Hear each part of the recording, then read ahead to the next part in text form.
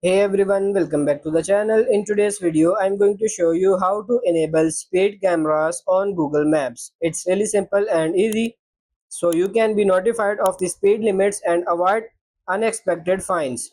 First of all, open the Google Maps application, then tap on your profile picture in the top right corner, then simply tap on this settings.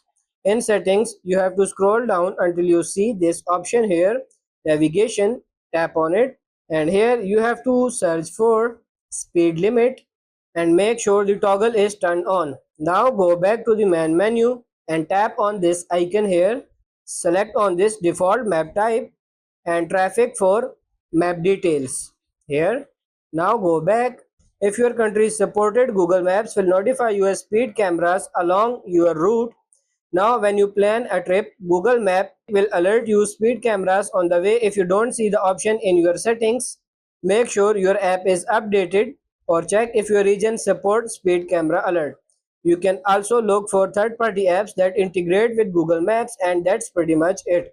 That's how to enable speed cameras on Google Map. I hope this video was helpful. If it is, like it and subscribe to the channel. Thank you.